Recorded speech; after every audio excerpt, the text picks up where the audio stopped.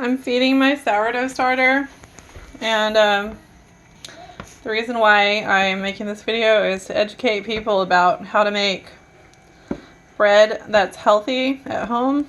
And I know a lot of people like to make bread, but sourdough is really cool.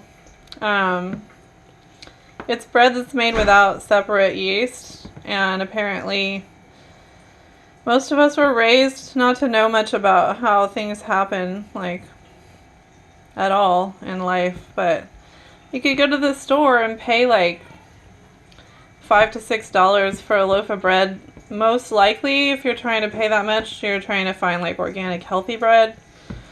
But this is a King Arthur brand, and the only reason why I buy this brand is because not only is it organic, but when you read the label, it doesn't have anything added to it. And most food in America has folic acid added to it, which is why I won't buy it anymore. So I'm trying to cut down on the amount of food in the food supply that I'm exposing myself and my kids to that has something added to it that's not healthy. And we were all told folic acid is necessary, and I took pills with it in there, like, specifically for years, thinking I was doing the right thing, and then found out that folic acid is bad for you and it can cause gene mutations.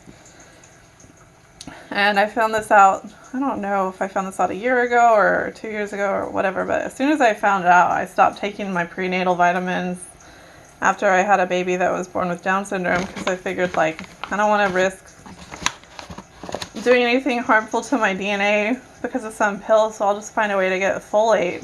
And now I realize that when you're taking pills that are synthetic, you're not actually getting the nutrient you think you're getting. So it's really important to try to, like, substitute something that doesn't have this added stuff in it. So that includes your prenatal vitamins, that includes your foods that you're buying at the store. Most of them, like almost all of them, are going to have folic acid, like everything. It's really hard to find, but unless you're paying attention, then it's pretty easy. But almost everything on the shelves has folic acid added to it, if it's like a grain of any kind, or a cereal, or a tortilla, or whatever. So you have to read the labels. So look for, like, in flour, you're going to look for like King Arthur brand or some sort of organic or imported from a different country. A lot of the other imports, like, they don't have folic acid because their countries don't mandate poisoning of their people. So if you're looking for folic acid free dough, you can also look for like an import and then read the label. So to feed your sourdough starter, it's just flour and water. And this has been in my fridge, but I'm going to get it going again because I have to make bread in a few days, and I want it to be really bubbly. So you just add a little bit of flour, and then you add filtered water. Make sure it's like chlorine free and fluoride free, so you're not poisoning yourself when you're making organic bread.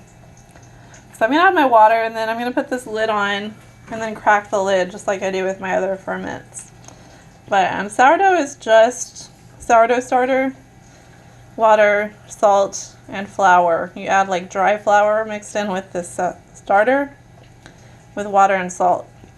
There's no other ingredients, so it turns out amazing. It looks pretty, and it's really cool just to even be able to witness the process happen from going from a bag of something white like that to a really cool loaf of bread that's tasty. So that's all I have to say right now.